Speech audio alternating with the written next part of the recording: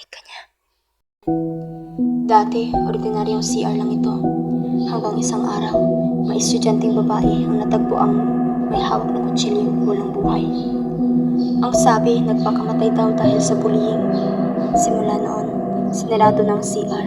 Pero gabi-gabi, may naririnig pa rin umiiyak.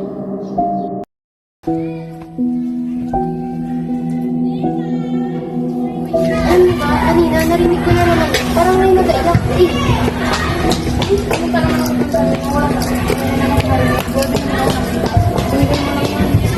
Kawawa yung babae na nagpakamatay dahil sa buhay. Hindi ko ma-imagine kung ano nangyari. Bakit kaya siya nagpakamatay? Kaya na huwag ko siyang matuturaran. Anyway, masarap na yung kaaway mo. Ano ko dito lang ito? Hindi ko yung kaaway. Sadyang papansin lang. Iyaan mo na yun. Oo nga, wala naman siya maumala kung nalabanan na yun, diba?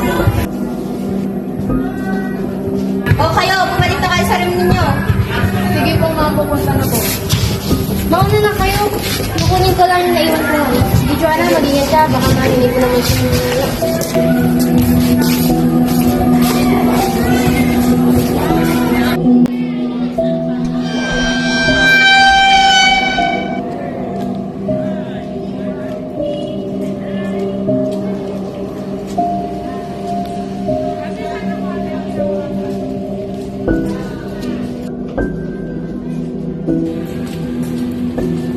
Ikaw, narinig yung sinabi ko kanina.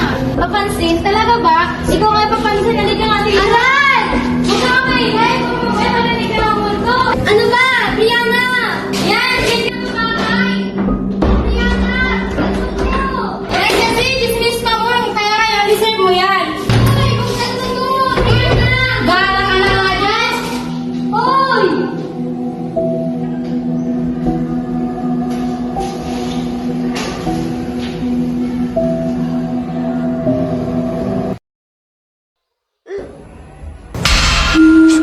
Sino ka?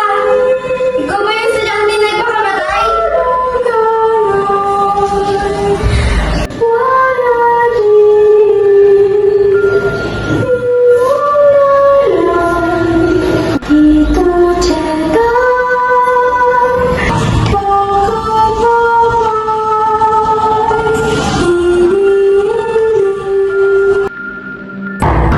May tao ba dito?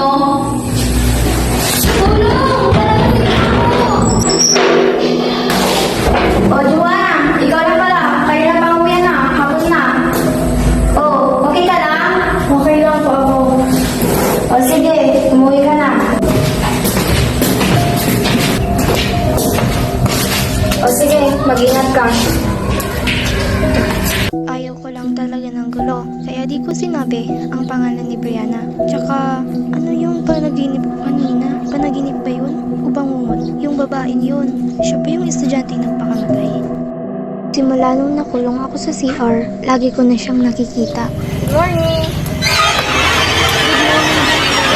O, bakit? Anong nangyari sa'yo? Wala po. Huwag mo akong kakuti ng ganyan, ha? Sorry po, dito sa nasadya. Joanna, good morning. Good morning, Ben. Saan ka pala kahapon? Bakit ka mo ba sa kapit? Saan ka namin hinahanap? Yun. May emergency kasi sa bahay, kaya umuwi ako agad. Sorry kung hindi ko kaya nasabihan, ha. Teka, saan pala si Ken? May lagnat daw siya. Parang makakapasok ko yung siya bukas. Meron pa yun. So, this is a call. Okay, guys, you can have your seat now. Goodbye, everyone.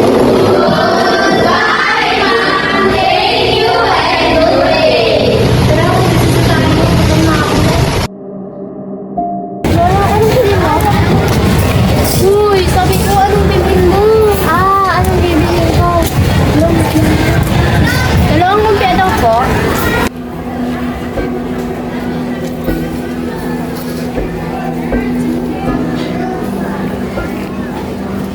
Sorry sis, lagi niya akong sinusundan.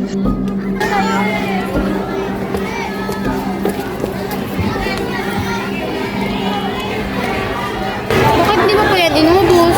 Wala akong gana kumain.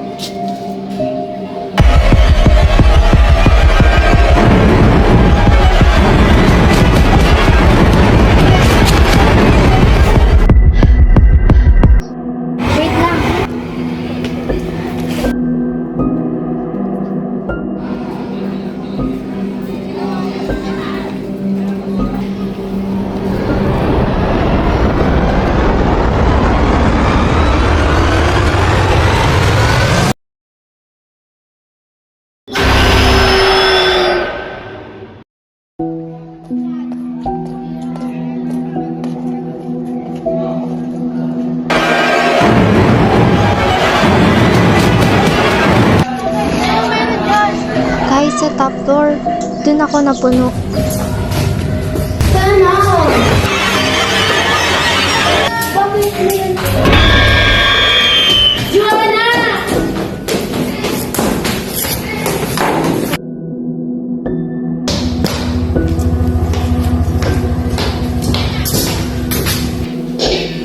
Bakit mo ba ako sinusundan? Dahil ang balako mo ako dyan, kasama ka? Tigilan mo na ako!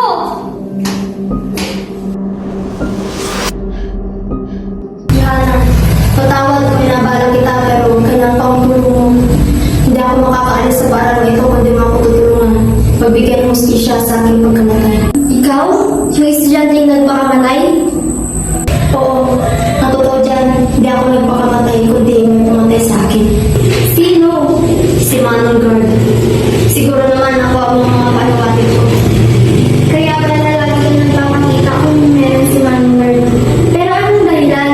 Bakit kaya pinatay? Mahabang kwento. Hapon yun nung Nabuli ako. Nakita ko kasi si Manong Guard kaya naisipan ko maghingi ng tulong. Manong Guard!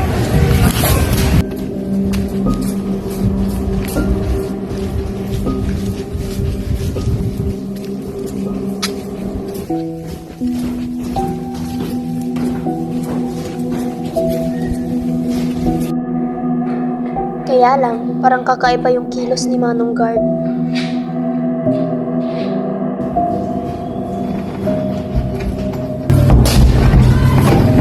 Hoy! Ikaw!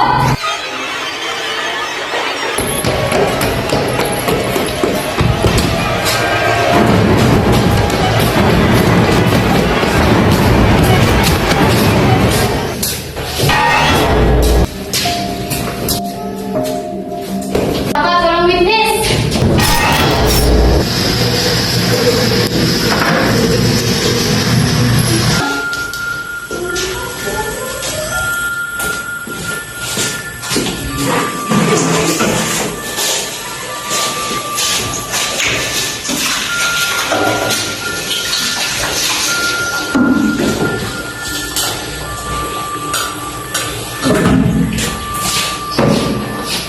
Walang awa ng pagkamatay.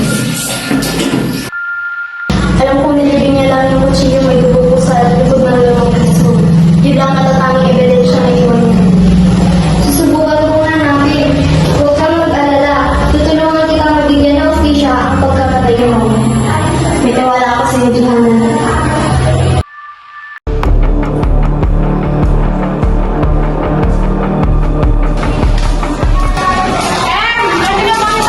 Nandito ka na pala. Hindi ko alam kung nasaan si Jane. Pero kailangan ko yung tulong mo. Sige. Nagpapakita sa akin ang estudyante ng pakamatay. Hindi raw siya nagpakamatay, kundi may pumatay sa kanya. At kailangan niya ang tulong natin. Mabigyan ng hustisya ang kanyang pagkamatay. Pumunta kami ni Kena sa likod ng lumang classroom at hinukay ang kutsilyong sinabi ng estudyante. Pagkatapos ay inilagay namin iyon sa bag ng Manong Guard at tinawag namin si Ma'am kasama na ang pulis. Si Manong Guard po yan, mamang pulis. Ako siya talaga. Bakit? Sir, uminahon ka. May ebidensya po kami na siya ang pumatay sa estudyante. Yung estudyante nagpakamatay daw siya. Opo, gusto niyo po yung bag niya. Anong sinasabi ninyo? Ano ito? Hindi namin. Teka, yan yung pinahal ko po sa'yo ah. Oo, sa akin yan, pero wala akong pinatay. Wala ka lang. Hindi yan totoo. Ang sabi sa point ninyo. Resulta ng DNA test ay tama. Ang dugong iyon ay galing nga sa estudyanteng namatay. Kasama ng ebidensyang ito ang witness na sina Johanna at Kina. Kaya si Manong Guard ay napakulong at nabigyan na ng hustisya ang pagkamatay ng estudyante. Hey guys, ang galing nyo ah. Napakulong niyo yung masamang guard na yun. Sorry na pala sa ginawa ko sa kapon, Joanna. Okay lang yun. Ay, ba dito pala kayo? Oo naman, di ba pesa tayo? Oo. Salamat, Johanna.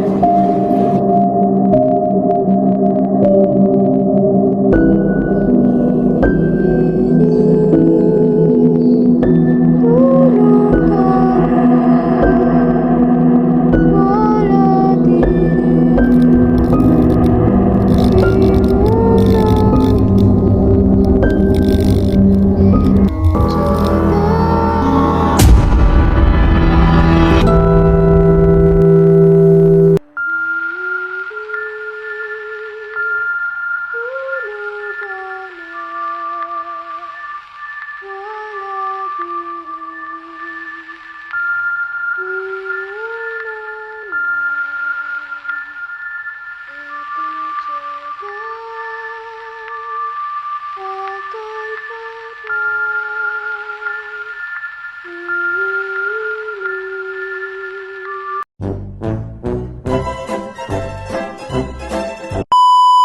kutsilyong